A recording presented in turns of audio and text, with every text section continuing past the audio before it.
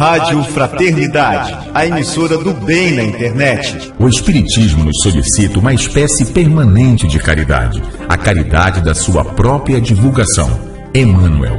www.radiofraternidade.com.br 24 horas ligadas em você com uma programação diversificada.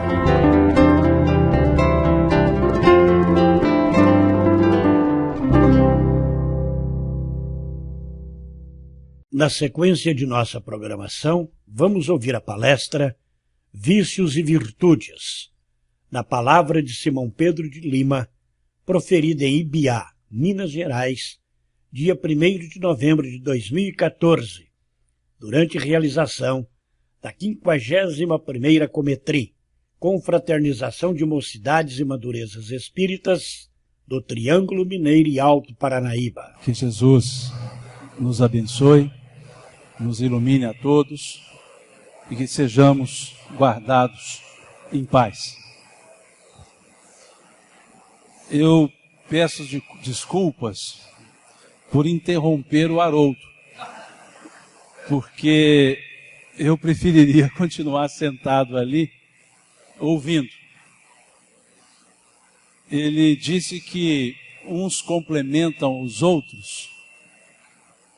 No caso de hoje, só uns, que é ele.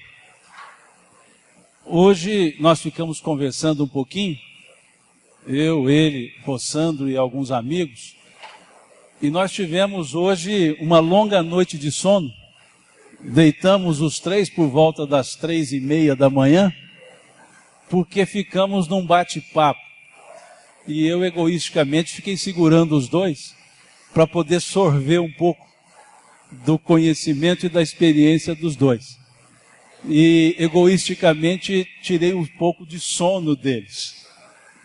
Agora, imagina o Haroldo, então, descansado.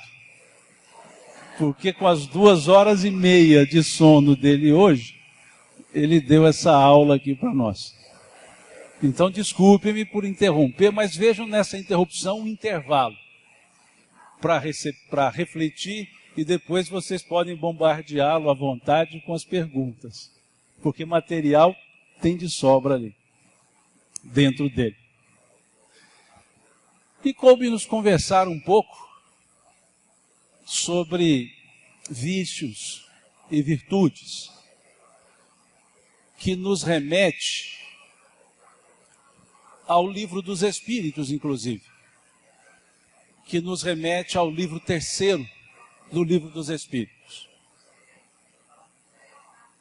que nos leva à questão 893 e à frente, que vai trabalhar justamente essa questão de vícios, essa questão de virtudes. O primeiro aspecto a observarmos, para que não criemos uma ideia de certo e errado, para que não criemos um aspecto de juízo de valor, para dizer abominação aos vícios e aplauso às virtudes, nós precisamos pensar um pouco a nossa essência.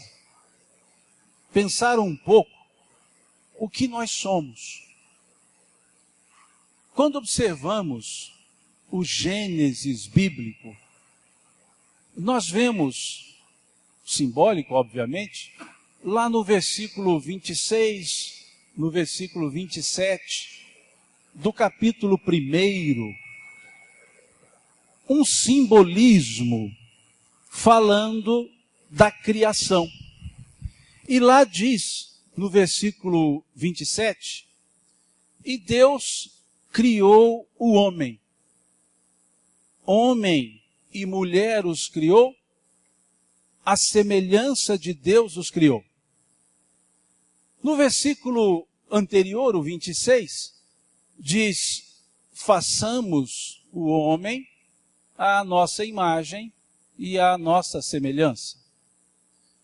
Mostrando-nos uma obviedade, que a criatura traz as características do seu Criador.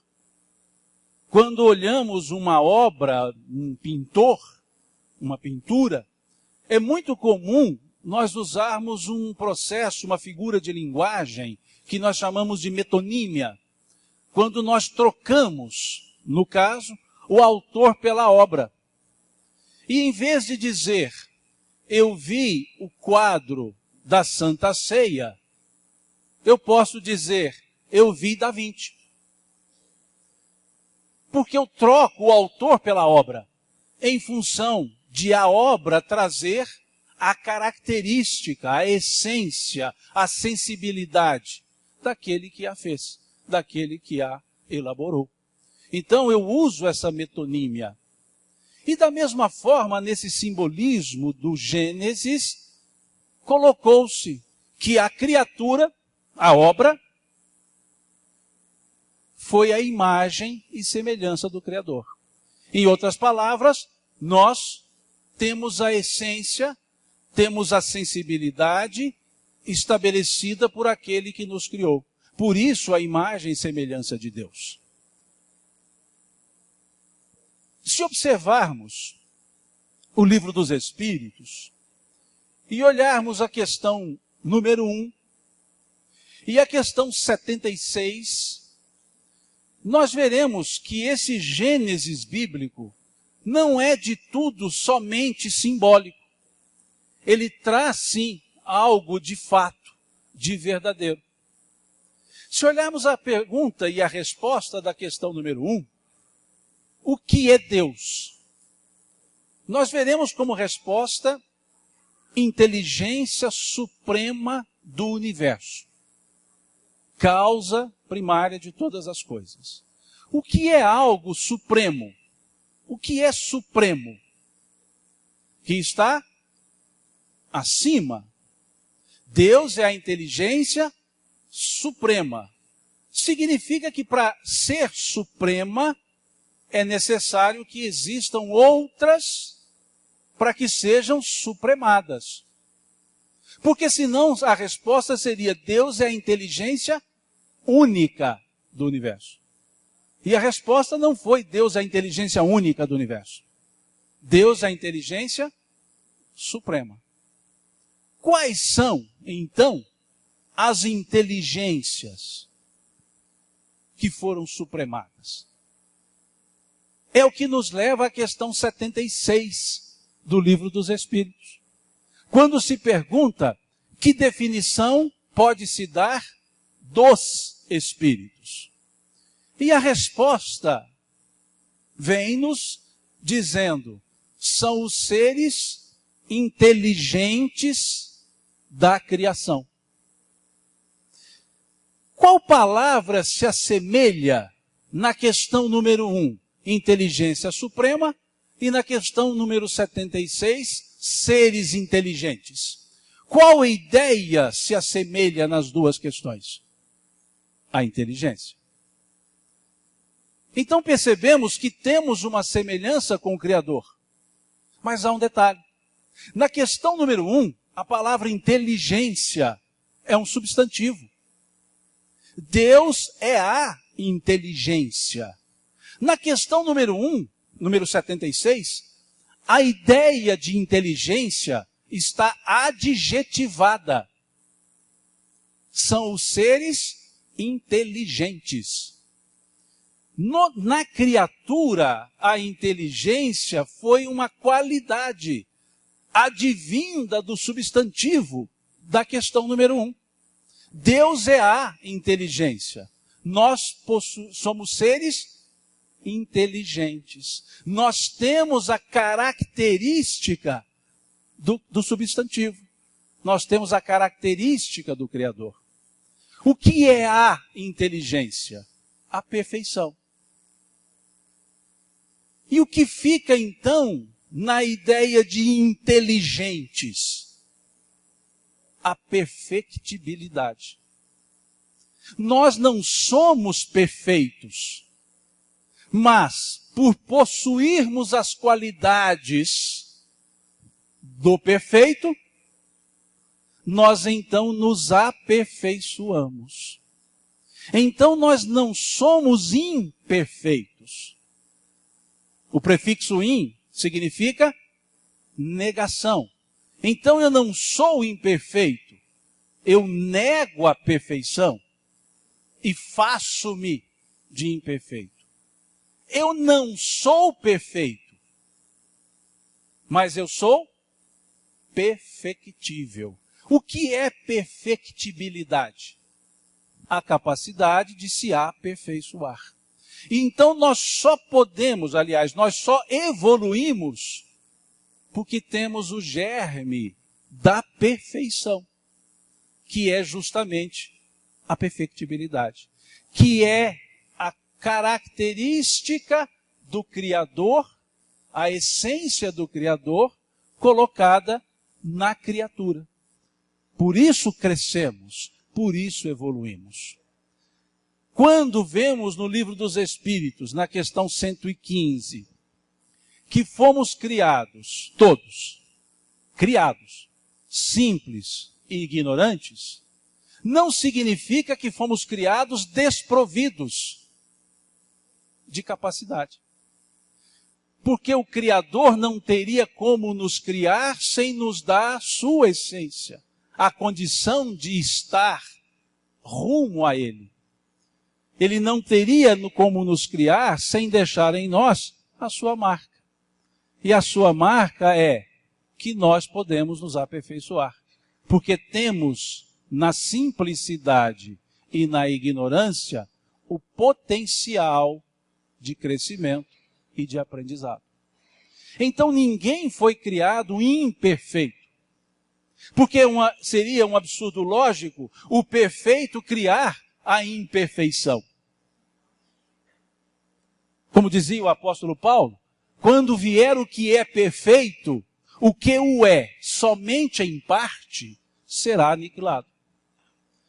Por que em parte? Porque vamos nos desenvolvendo e atingindo, aspas, perfeições relativas às condições, aos atos, às escolhas, às atitudes. E é isso que vai diferenciando os espíritos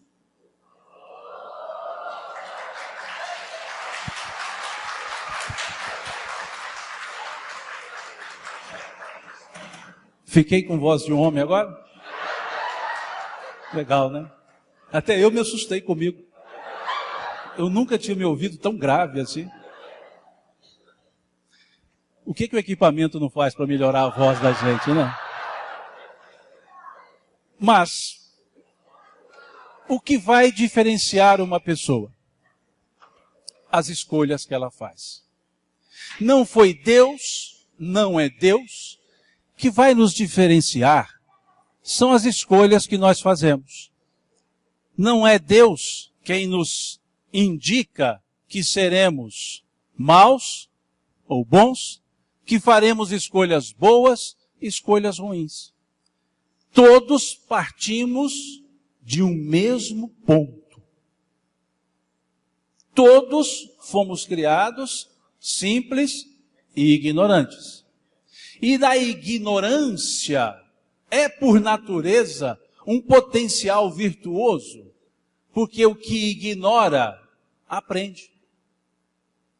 E é justamente esse o caminho, o aprendizado, que pelas vias tortuosas ou retilíneas nos levará ao mesmo destino, a evolução. Porque está intrínseco em nós a perfectibilidade e não temos outro caminho senão evoluir. Só que o tempo e as condições serão diferentes nos caminhos tortuosos ou nos caminhos virtuosos. Mas todos caminharemos dentro daquela lógica de Jesus, que meu Pai não quer que uma só das suas ovelhas se perca. Porque não há como nos perder. A nossa essência é evolutiva, é de evolução. Os nossos atos poderão ser virtuosos ou não. E o que vai nos norteando para isso? É o que vemos lá na questão 629 do Livro dos Espíritos. Quando os Espíritos trabalham com uma ideia, com a moral. Não na forma de pessoalidade, mas de reflexão. Quando se pergunta como se define a moral, eles respondem a regra do bem proceder. Embora entendamos filosoficamente a moral como um valor pessoal, os Espíritos colocam-na numa mistura de moral e ética, de procedimento. Procedimento pessoal e procedimento na convivência, no coletivo. A reflexão sobre a moral está na regra do bem proceder. Ou seja, o caminho que nós vamos tomar é o procedimento que nós escolhemos. Não é fruto das circunstâncias. Somente.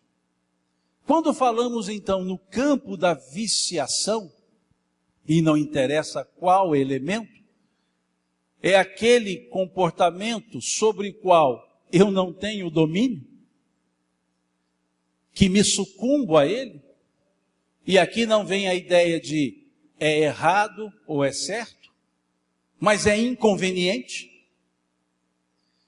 Nós então podemos dizer que 4 elementos podem contribuir para o procedimento vicioso.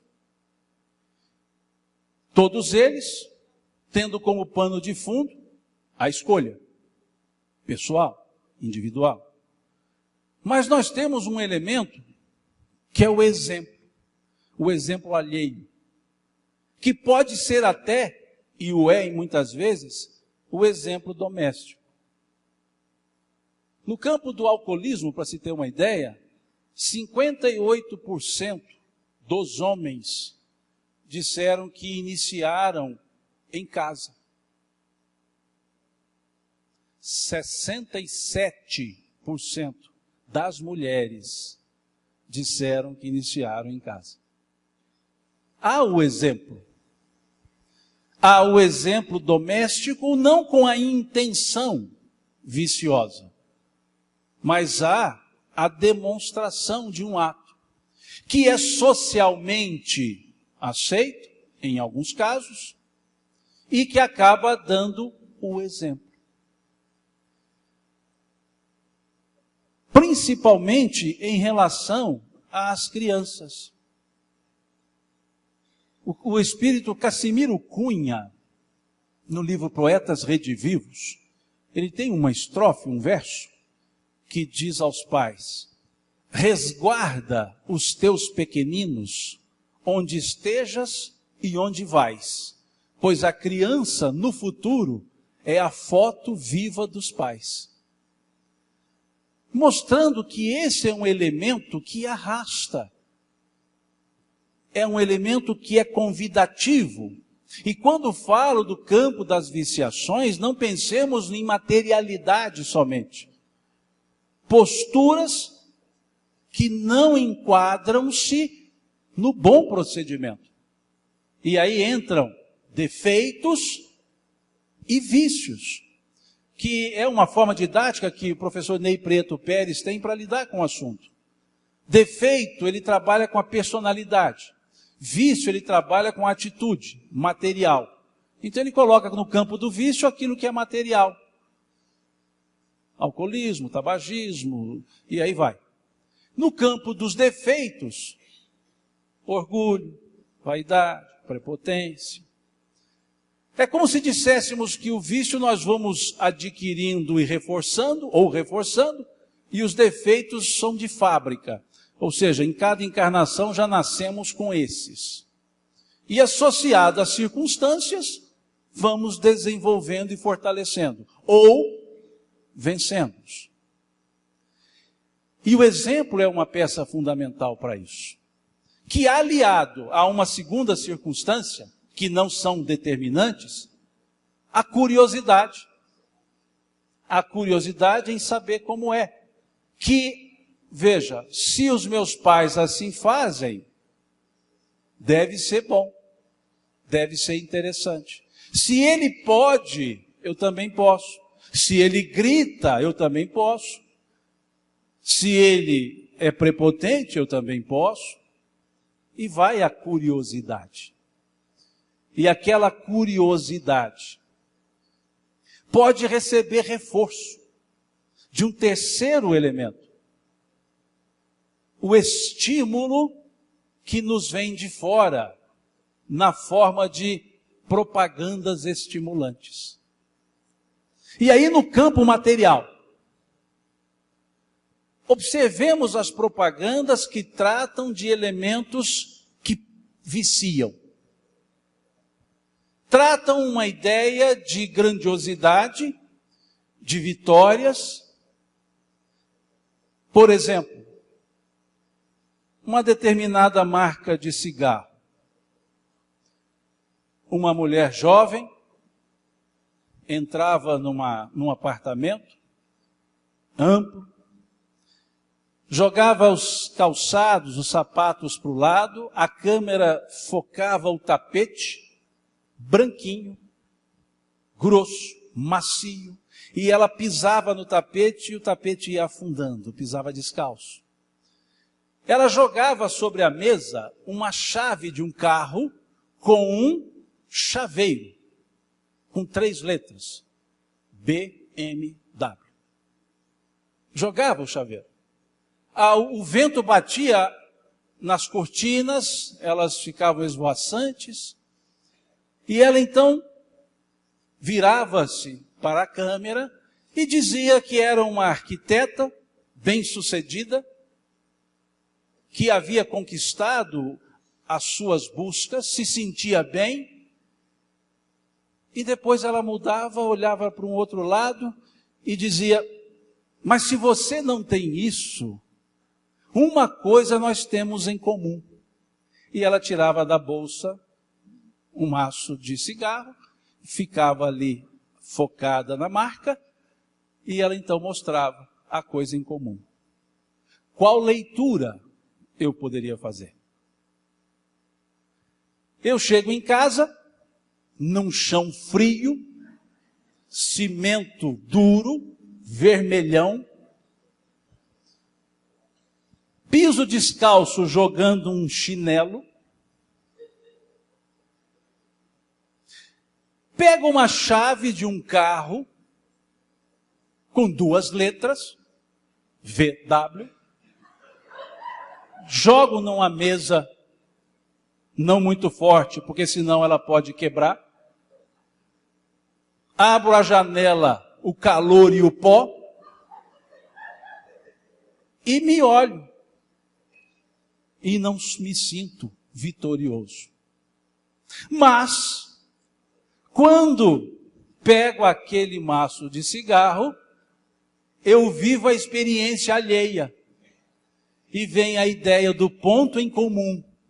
Tá certo que eu não tenho nada do que ela tem, mas isso eu tenho. E me aproximei dela, daquela vida. Uma outra propaganda. Um grupo de rapazes denuncia a minha idade, né? Quando eu falo rapazes, né? Isso é coisa de gente mais velha que fala, né? Mas tá bom. Um grupo de rapazes, se eu falasse garbosos, aí eu seria muito velho. Mas rapazes bombados, anabolizados. E 4 rapazes e um quinto, quase imperceptível, de tão magro, esquálido, os 4 anabolizados tomando um suco. E aquele esquálido que estava atrás do balcão, tomando uma bebida alcoólica, um aguardente. Passam 3 mulheres belíssimas. Uma delas com um chapéu. Bate o vento, o chapéu é levado pelo vento e cai na cabeça de um dos homens. O esquálido. O feinho. O imperceptível. E quando o chapéu cai, a câmera foca e foca a bebida.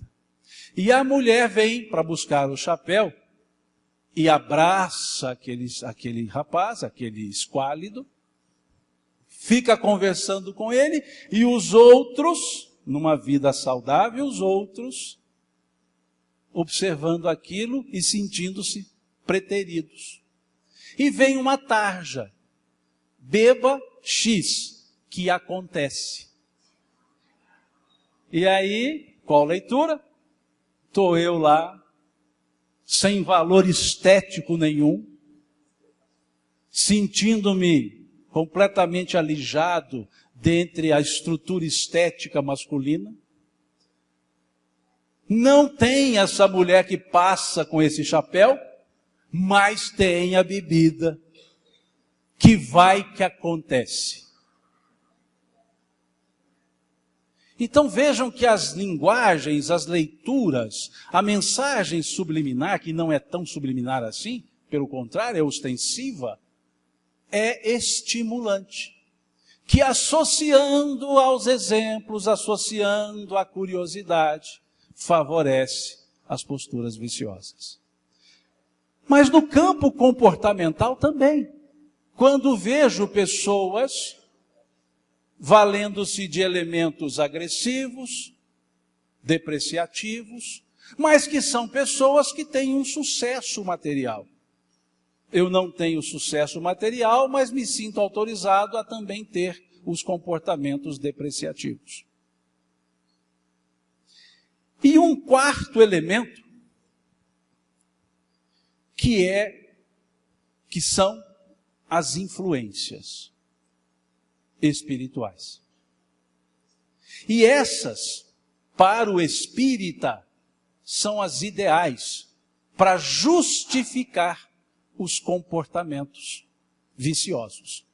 Não interessa se materiais ou não. Porque utilizam uma questão do Livro dos Espíritos. A questão 459. Que diz: influenciam os espíritos em nossos pensamentos e ações? E qual é a resposta? Veja, todo mundo sabe de cor. Porque ela nos escusa. Ela nos dá um álibi. Nos dá uma desculpa perfeita. Porque qual foi a resposta? Bem mais do que imaginais. Pois de ordinário são eles que vos dirigem, ou outras traduções, que vos fazem agir. E aí é fácil então justificar. Está vendo? Não é o que eu queria, mas você sabe, as influências. São as influências espirituais. Só que esse assunto, a influência dos espíritos, nos nossos pensamentos e atos, vai da questão 456 a 474. E a pessoa fica na 459, estagnada. Se ela der um passo só, ela vai chegar na 467. E vai perceber que não é tão assim, não. Pode se libertar da influência dos maus espíritos? Sim, respondem os espíritos. Pois de ordinário, vós os chamais pelo pensamento e os atraís pelos desejos. Aí já matou a 459. No aspecto do álibi. Porque eles vão nos influenciar. Desde que eu os atraia pelo pensamento ou pelo desejo. E na 469, tem-se um outro elemento. Pode-se neutralizar a influência dos maus espíritos, a influência dos espíritos que nos concitam ao mal. Veja, pode-se libertar, pode-se neutralizar. E eles respondem, sim, pela prática do bem e pondo toda a vossa confiança em Deus. Então nós percebemos que há influência, mas dentro de um cenário que nós criamos. E isso está muito claro no capítulo 15 do livro Nos Domínios da Mediunidade. Quando vemos no capítulo o título Forças Viciosas. E temos lá 2 exemplos. Temos mais, 2 exemplos. André Luiz e a sua companhia espiritual entram numa casa de repasto, assim o termo, ou seja, num bar. E ele observa a cena espiritual dos embriagados alimentando as forças espirituais. E Richard Simonetti fez no seu livro, Quem Tem Medo da Obsessão, ele tem lá um desenho muito interessante, que são 2 pessoas sentadas no balcão, bebendo, e 2 espíritos com um canudinho enfiado na cabeça de quem estava bebendo, também bebendo. Veja, vós os atraís. Ele dizia que os espíritos estavam abraçados de tal forma como um polvo com tentáculos segurando aqueles outros. Há uma outra cena. Um repórter, um jornalista, que estava tentando uma matéria que pudesse derrubar o respeito, a índole, a moral de uma determinada pessoa. E ele tentava um fato para que pudesse de vez agredir aquela pessoa, fazendo com que ela perdesse a respeitabilidade. E quanto mais ele buscava os fatos, mais ele se animava. E André Luiz relata a cena. Um espírito envolvendo aquele jornalista e derramando sobre ele gosmas, diz o texto.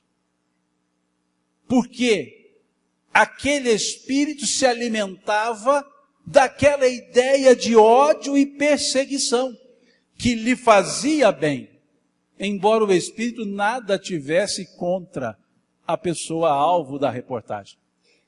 Mas o simples fato do prazer daquele jornalista em difamar a pessoa também gerava prazer naquele espírito. Então percebamos, não são só elementos materiais, porque quando falamos em vícios entramos num aspecto moralista de proibições, olhando apenas a materialidade.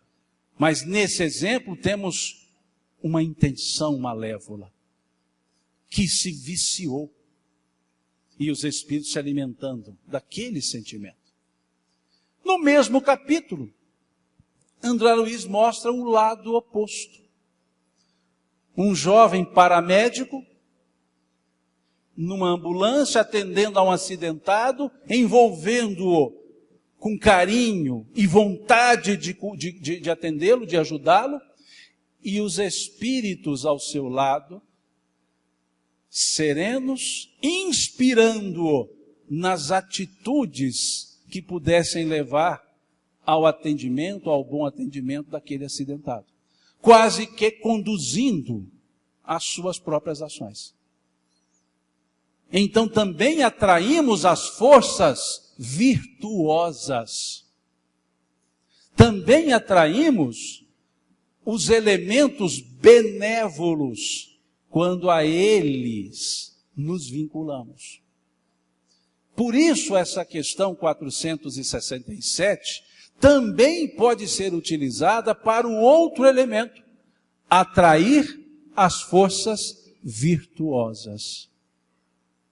Como no nosso ditado comum no Brasil, que os pais adoram falar isso para a gente. Dize-me com quem tu andas e dir-te-ei quem és tu.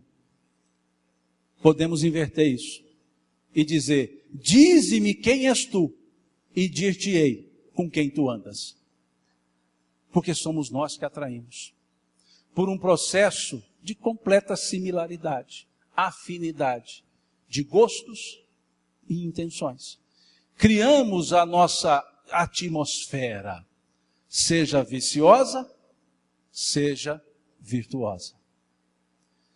Se olharmos a questão 645 do Livro dos Espíritos, veremos também uma pergunta que chama a atenção para o elemento pessoa, desejo, escolha, atitude. Para esses elementos.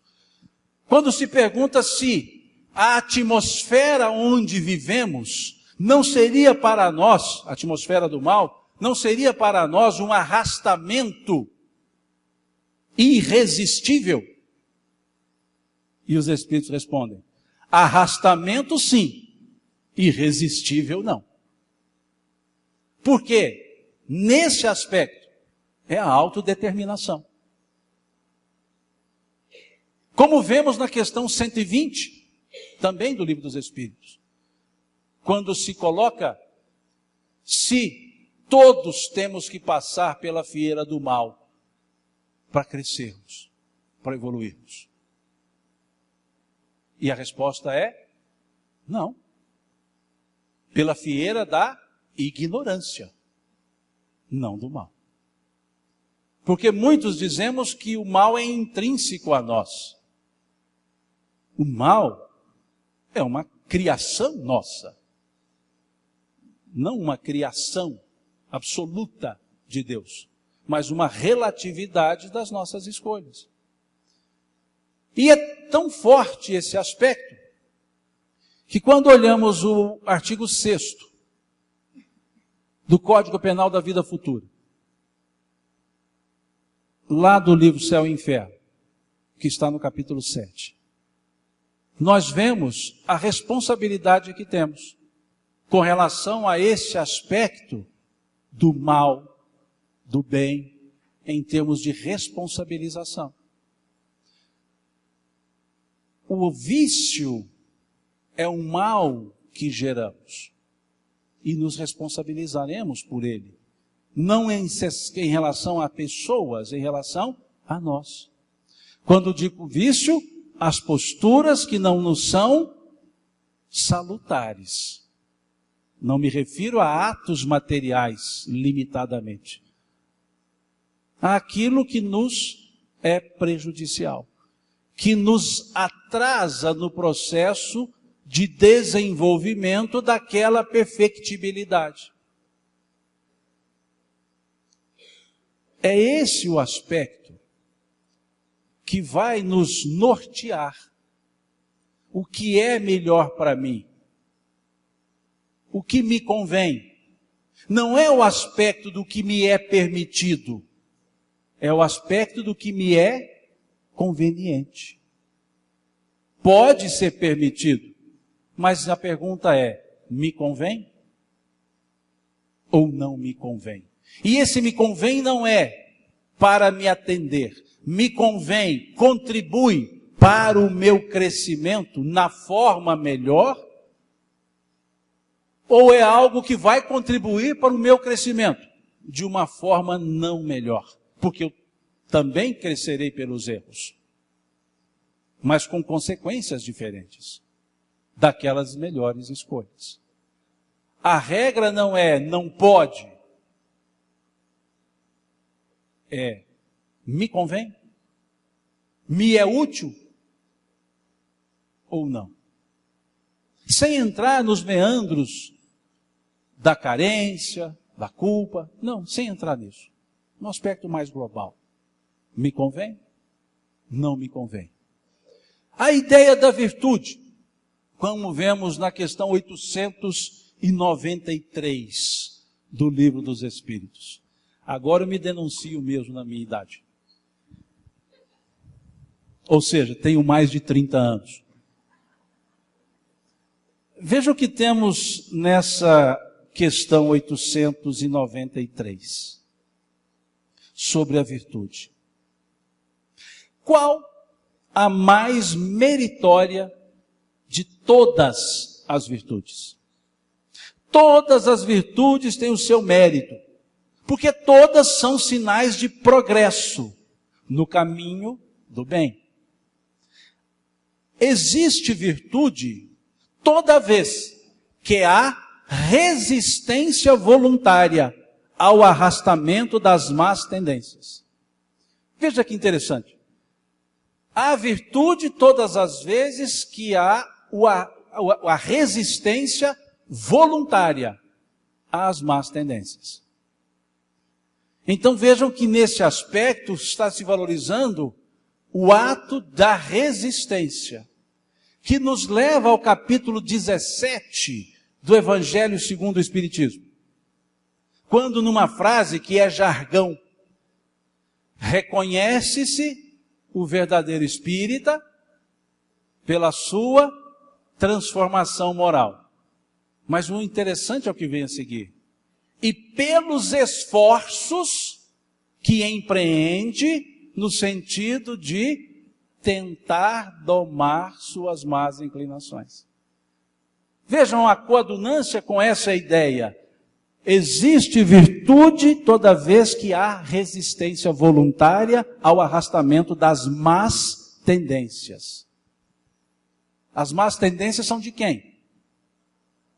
Nossas. Não são de terceiros. São nossas. Então há virtude todas as vezes que resistimos às más tendências que nós mesmos trazemos. E é aí que vamos buscar a questão 919A. A 919 todos nós conhecemos. Que eu falo que é uma pergunta mineira. Mineira nossa mesmo, nós mineiros. Porque é a pergunta que se pede o menor esforço para oferir o maior resultado. Que a gente não quer nada que seja custoso. Não é isso?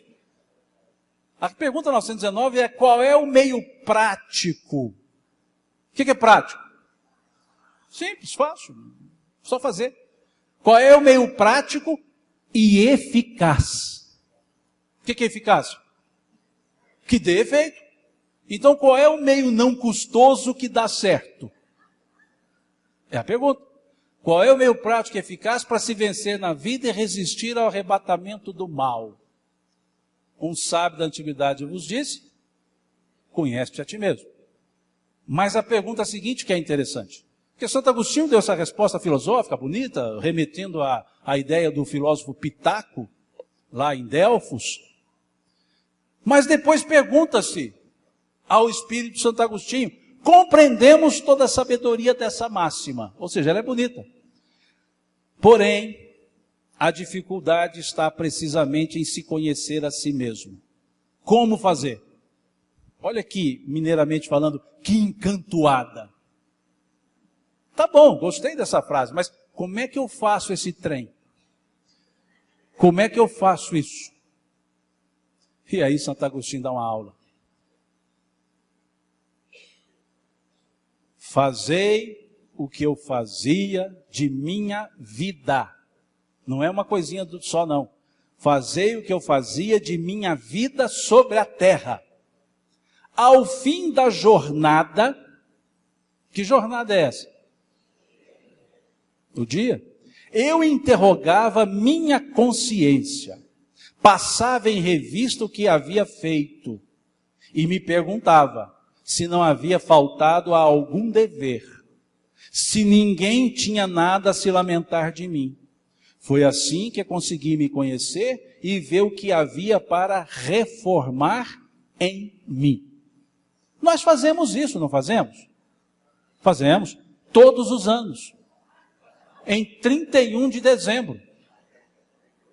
por volta das 11h45 da noite. Fazemos uma análise de consciência e falamos o seguinte: não, eu vou fazer uma retrospectiva da minha vida. E aí em 31 de dezembro eu me pergunto, o que eu fiz dia 12 de fevereiro? Não me lembro. 14 de março, muito menos. 12 de junho, nem sei. E olha que é dia dos namorados. Porque um ano é muito tempo. Mas um dia eu me lembro de todas as etapas. Então isso se transformou em um hábito. Mas um hábito não circunstancial. Fazer o que eu fazia da minha vida sobre a terra. Era algo do dia a dia dele. Passar o dia em revista, mas interrogar a consciência. Mas ele não para. Ele diz: aquele que cada noite, lembrasse todas as ações da jornada e se perguntasse o que fez de bem ou de mal, pedindo a Deus e ao seu anjo guardião para esclarecer, adquiriria uma grande força para se aperfeiçoar, porque, crede-me, Deus o assistiria. Olha que força essa expressão. Começar a se perguntar, a lembrar de todas as ações. Todas. Questionai, portanto, e perguntai-vos, o que haveis feito, e aqui está a chave, o que haveis feito e com qual objetivo haveis agido em tal circunstância. Qual o objetivo? Não é só o que eu fiz. Por que eu fiz? Para que eu fiz? Por que eu não fiz? O porquê das ações ou das inações é que está a chave, é aí que está a chave. Porque eu posso fazer algo bom, mas com uma intenção não boa. Por obrigação, por interesse, e até para ganhar os não espíritas um pedacinho no céu. Porque muitos têm as atitudes boas porque estão esperando a recompensa para isso. É um investimento. Uma vez, já contei isso para a turma de patrocínio, que eles já me aguentam lá quase todo mês. Lá na cidade onde eu nasci, uma megalópole aqui perto, né, do tamanho de Ibiá, São Gotardo, concorre com Ibiá. Para os ibiaenses faz parte da grande Ibiá. Para os São Gotardenses, Ibiá faz parte da grande São Gotardo. E lá, num vilarejo, uma senhora vendeu uma terra, um vilarejo chamado Três Capões. Vendeu uma terra numa condição contratual que a gente chama de corpus, ou seja, da forma que se encontra. Não interessa, não vai haver medição. Estou comprando lá no registro de imóvel dizendo que são, um exemplo, 10 hectares. E se tiver 12, comprei como 10, fico com os 12. Se tiver 8, comprei como 10, fico com os 8. Ou seja, da forma que se encontra, a de corpus. E a pessoa comprou, pagou. Mas depois passou um tempo, ela fez a medição e a área era significativamente maior do que ele havia comprado, do que eu estava escrito. E ele procurou a antiga proprietária, uma viúva, e disse a ela: olha, eu comprei a área e ela é maior, então quero te pagar a diferença. Ela: não, senhora, é circunstância, ó, se fosse menor eu não ia devolver a diferença. Não, mas é justo porque nessa área maior eu vou plantar, e eu vou ganhar nesse plantio. E eu sei que você vendeu por uma necessidade, então eu vou te pagar.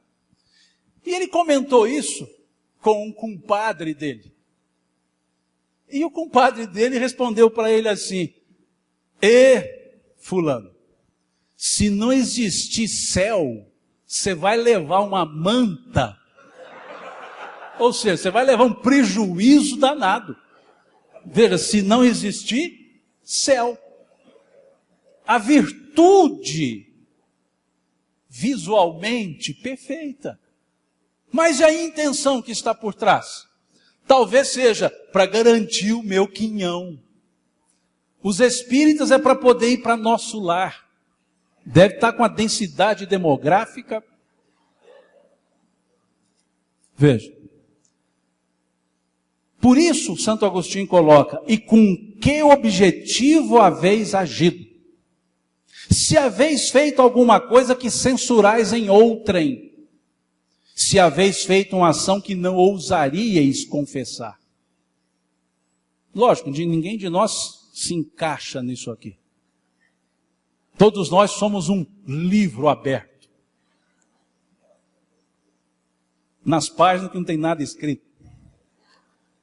Perguntai-vos ainda isto: se aprovesse a Deus me chamar nesse momento, reentrando no mundo dos espíritos, onde nada é oculto, eu teria o que temer diante de alguém? Examinai o que podeis ter feito contra Deus, contra vosso próximo e, enfim, contra vós mesmos. As respostas serão um repouso para a vossa consciência ou a indicação de um mal que é preciso curar? Veja, repouso para a consciência, mas não é a punição, a outra consequência. Um mal que precisa curar. O conhecimento de si mesmo, portanto, é a chave do progresso individual. Mas direis, como se julgar? Não se tem a ilusão do amor próprio que ameniza as faltas próprias e as desculpa? Pois o avarento se crê simplesmente econômico e previdente. O orgulhoso crê não haver senão a dignidade. É verdade. Mas tendes um meio de controle que não pode vos enganar. Quando estiverdes indecisos sobre o valor de uma das vossas ações, perguntai-vos, como a qualificaríeis se fosse feita por outra pessoa? Se a censurais em outrem, ela não poderia ser mais legítima em vós. Porque Deus não tem duas medidas para a sua justiça. Procurai saber também o que pensam os outros a respeito. E não negligencieis a opinião dos vossos inimigos, porque estes não têm nenhum interesse em dissimular a verdade. Colocai, pois, questões claras e precisas, e não temais de as multiplicar. Pode-se dar alguns minutos para conquistar a felicidade eterna. Então vejam, quando coloca-se na questão 893, que há virtude toda vez que há a resistência voluntária ao arrastamento das más tendências, nos leva a essa questão para avaliar o autoconhecimento para a autodeterminação e assumir os atos que são de fato o bom ou o bem proceder para a utilidade existencial do nosso crescimento. Então, quando falamos em virtude, normalmente nos remetemos àquela página do capítulo 17 do Evangelho, que fala do homem de bem. E lemos aquele rol de virtudes, e aí nos desanimamos. Porque falamos assim, eu não tenho nada disso aqui. Mas se observarmos a questão 893, não precisamos ainda estar naquele estágio das virtudes ativas do homem de bem. Porque também são virtudes, ou é virtude, a resistência voluntária ao arrebatamento das más tendências. Começa-se por esse passo. E aí atingiremos aquelas qualidades estabelecidas no capítulo 17 do Evangelho segundo o Espiritismo para o homem de bem. Temos ainda, no nosso processo evolutivo, os arrobros dos vícios de personalidade.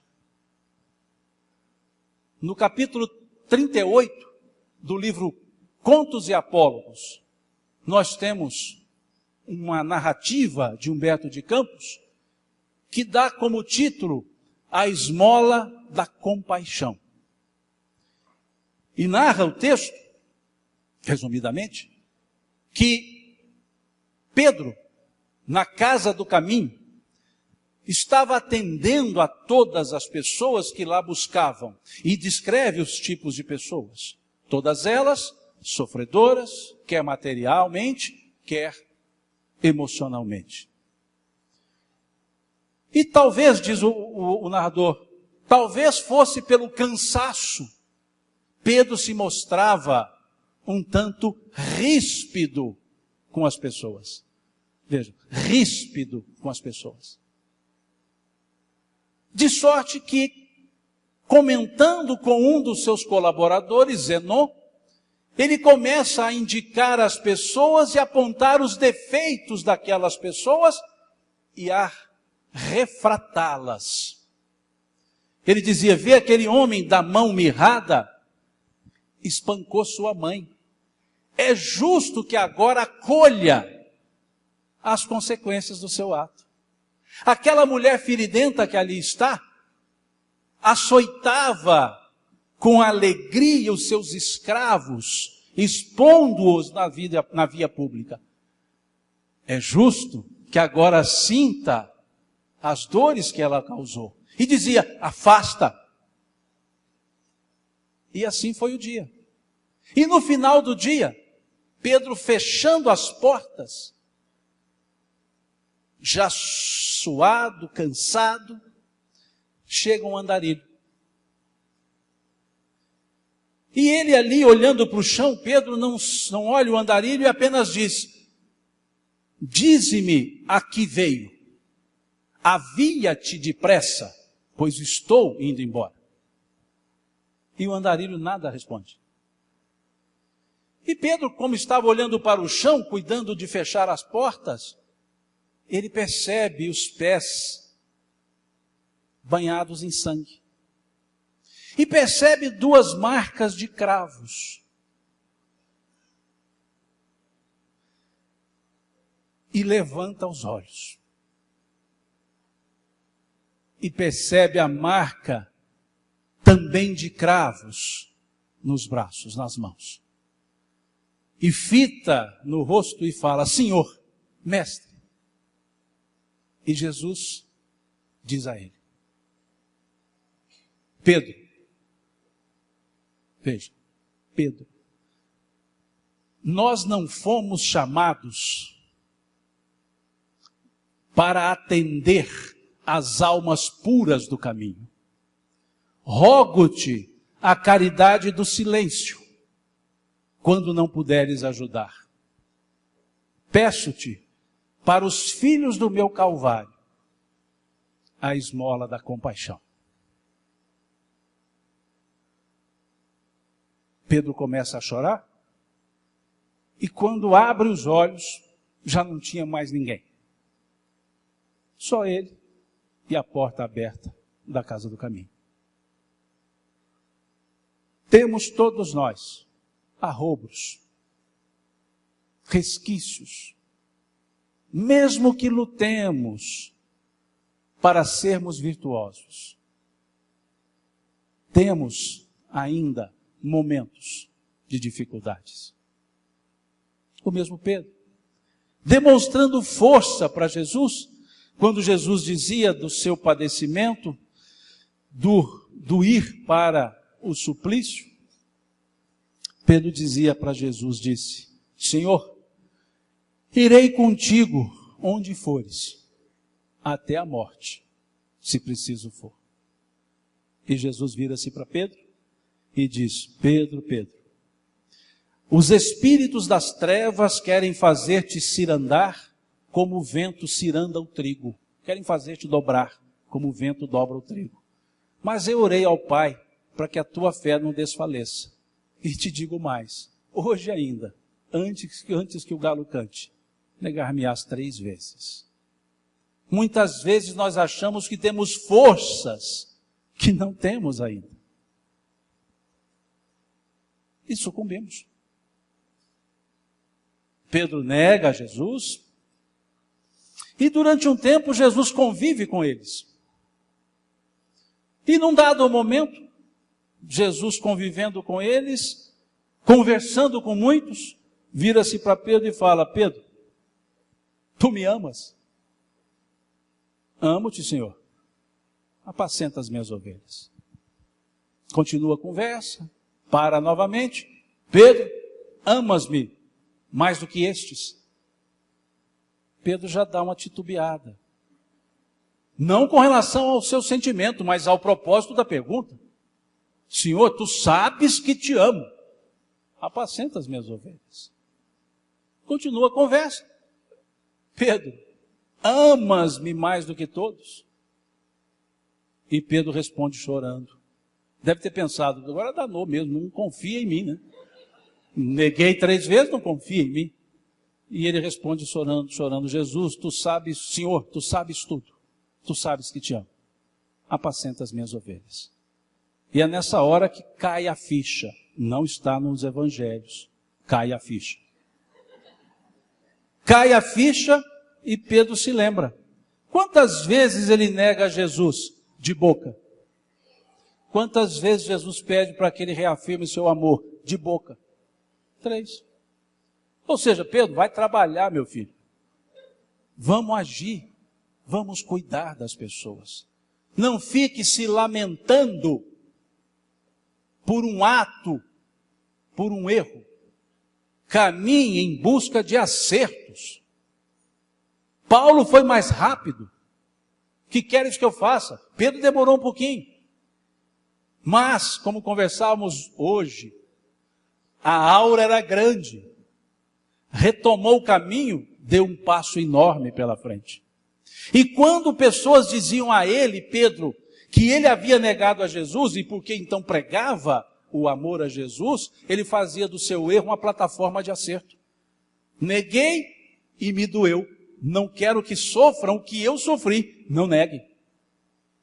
Não ficou naquela ideia autocomiserativa. Quem sou eu para fazer isso? Foi fazer. Virtude ativa. Transformou a sua atitude. Então todos nós podemos fazer dos nossos erros plataformas de acerto. Eu creio que na música de fundo, quando Pedro ouviu essas 3 afirmativas, a música de fundo talvez deveria ser aquele samba brasileiro.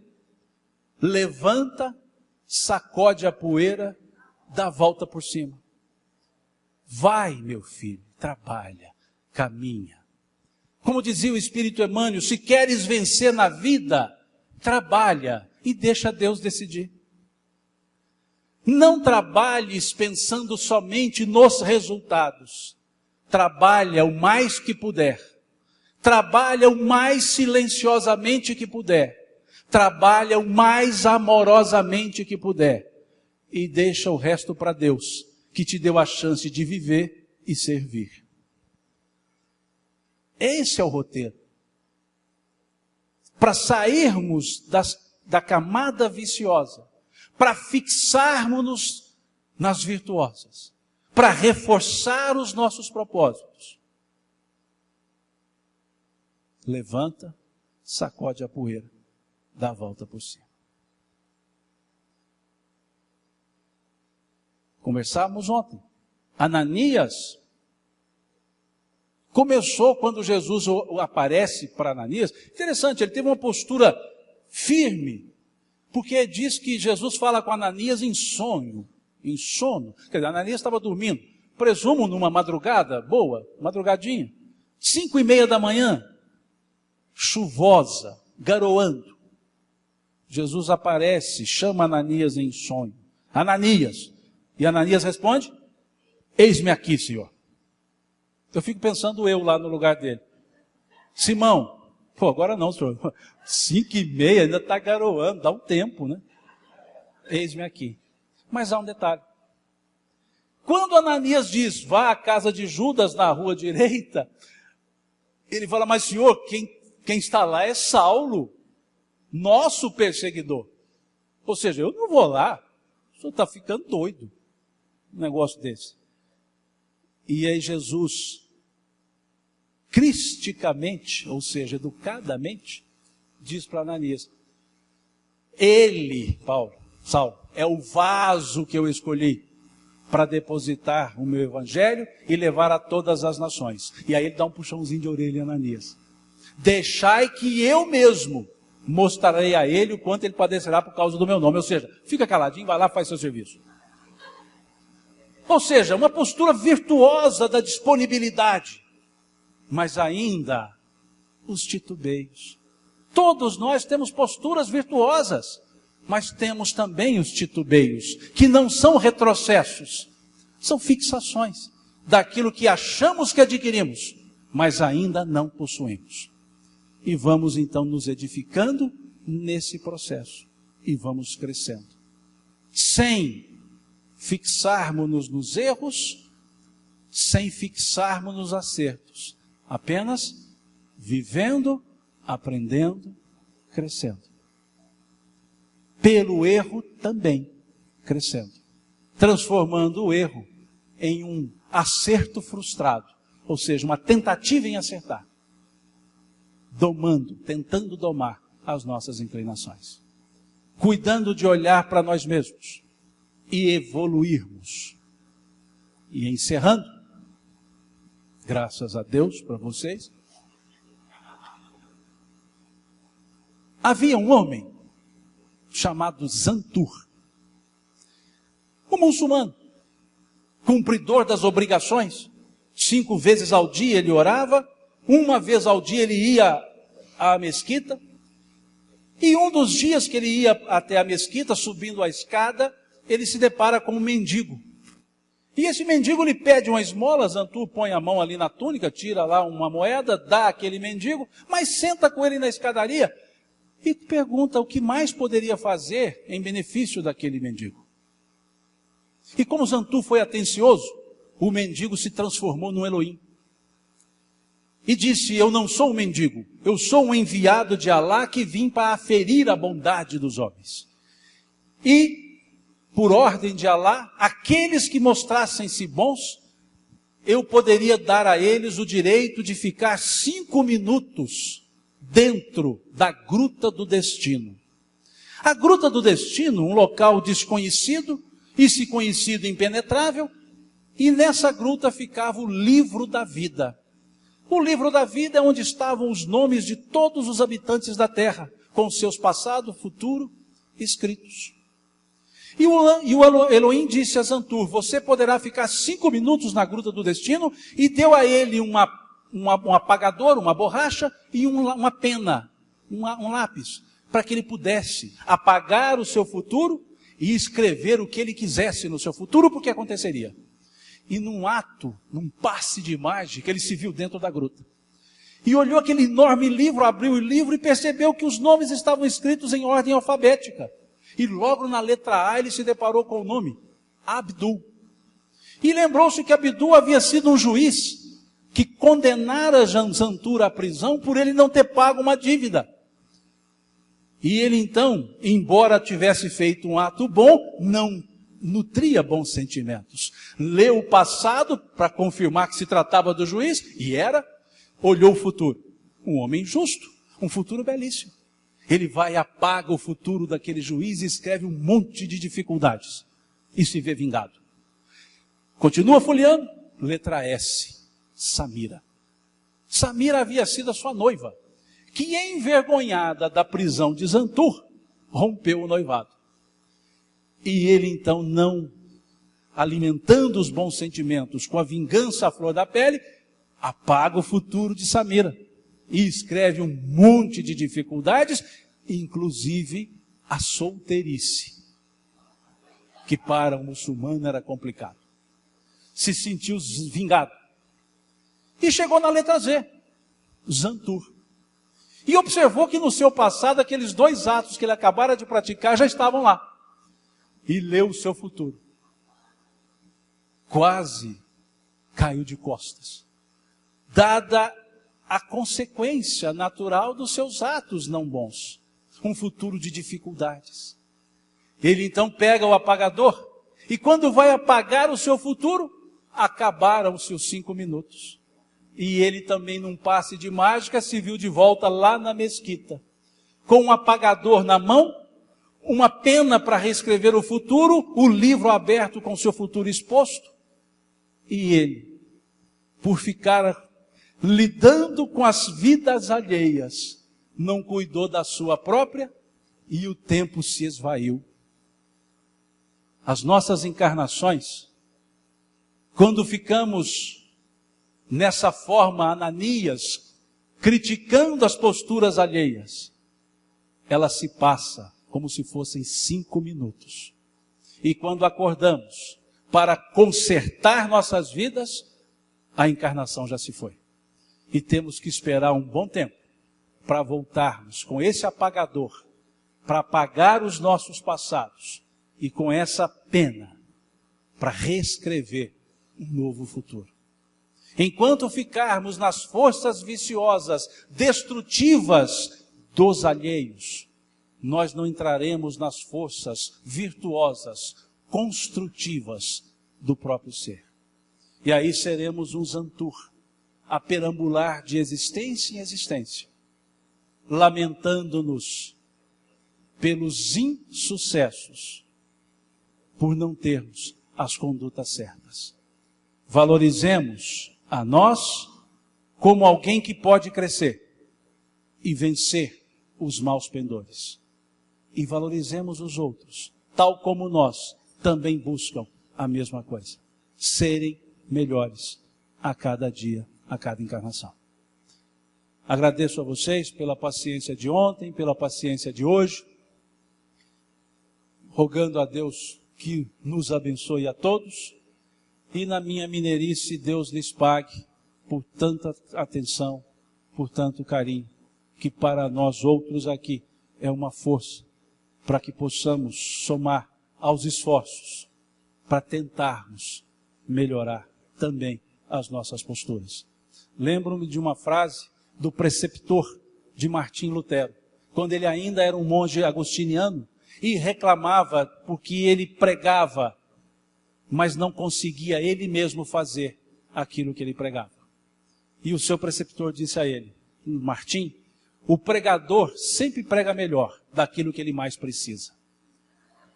E é o que todos nós que aqui falamos precisamos. Reaprender a viver com dignidade, respeito e amorosidade pelas pessoas. Deus lhes pague.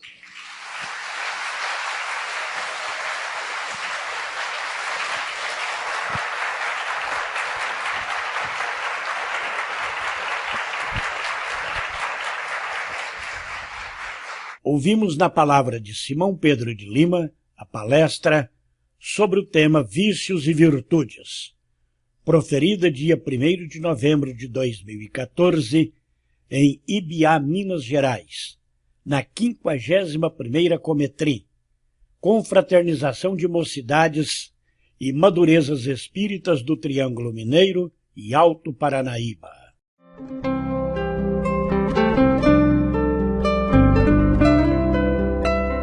Rádio Fraternidade, a emissora do bem na internet. O Espiritismo nos solicita uma espécie permanente de caridade, a caridade da sua própria divulgação. Emmanuel. www.radiofraternidade.com.br 24 horas ligadas em você com uma programação diversificada.